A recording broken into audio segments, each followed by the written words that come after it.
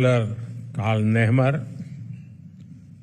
दोनों देशों के डेलीगेट्स, मीडिया के साथियों, नमस्कार। सबसे पहले मैं गर्मजोशी भरे स्वागत और आतिथ्य सत्कार के लिए चांसलर नेहमर का आभार प्रकट करता हूं। मुझे खुशी है कि मेरे तीसरे कार्यकाल की शुरुआत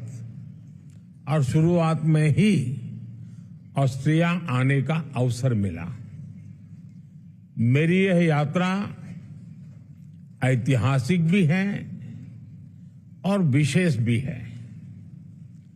41 साल के बाद किसी भारतीय प्रधानमंत्री ने ऑस्ट्रिया का दौरा किया है।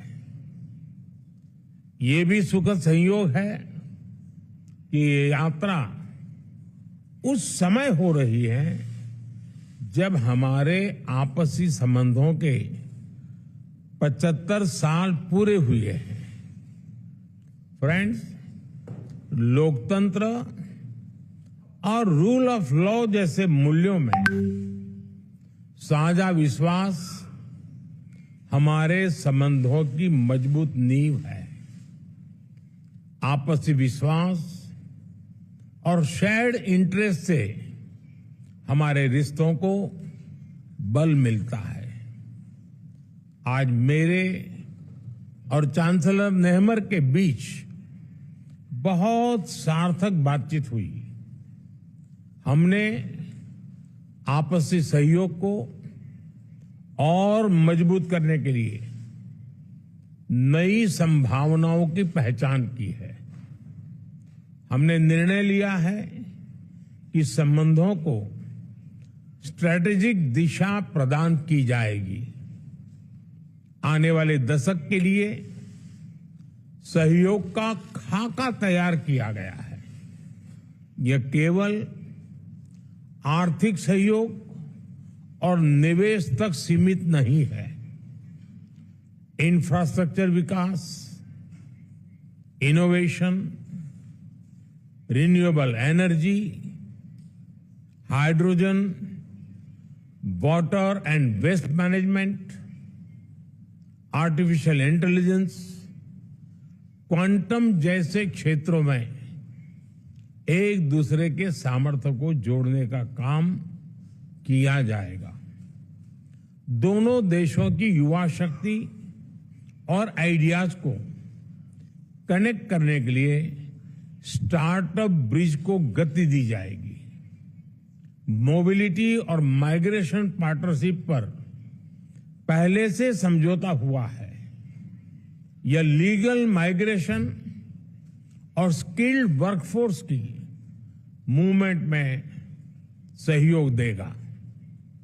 सांस्कृतिक और शैक्षणिक संस्थाओं के बीच आदान प्रदान को बढ़ावा दिया जाएगा। फ्रेंड्स, ये हॉल जहां हम खड़े हैं बहुत ही ऐतिहासिक है। 19वीं सदी में यहां ऐतिहासिक वियना कांग्रेस होस्ट की गई थी। उस कॉन्फ्रेंस ने यूरोप में शांति और स्थिरता को दिशा प्रदान की थी। मैंने और चांसलर नेहमर ने विश्व में चल रहे विवादों, चाहे यूक्रेन में संघर्ष हो या पश्चिम एशिया की स्थिति, सभी पर विस्तार में बात की है। मैंने पहले भी कहा है कि यह युद्ध का समय नहीं है। समस्याओं का समाधान रणभूमि में नहीं हो सकता। कहीं भी हो, मासूम लोगों की जान की हानि स्वीकार्य नहीं है। भारत और ऑस्ट्रिया शांति और स्थिरता की जल्द से जल्द बहाली के लिए डायलॉग और डिप्लोमेसी पर बल देते हैं। इसके लिए हम दोनों मिलकर हर संभव सहयोग देने के लिए तैयार हैं। फ्रेंड्स, आज मानवता के सामने क्लाइमेट चेंज और आतंकवाद जैसी चुनौतियों पर भी हमने विचार साझा किए। क्लाइमेट के विषय में अंतर्राष्ट्रीय solar alliance, coalition for disaster resilient infrastructure, biofuel alliance जैसी हमारी पहलों से जुड़ने के लिए हम ऑस्ट्रेलिया को आमंत्रित करते हैं। हम दोनों आतंकवाद की कठोर निंदा करते हैं। हम सहमत हैं कि ये किसी भी रूप में स्वीकार्य नहीं है। इसको किसी तरह भी जस्टिफाई नहीं किया जा सकता।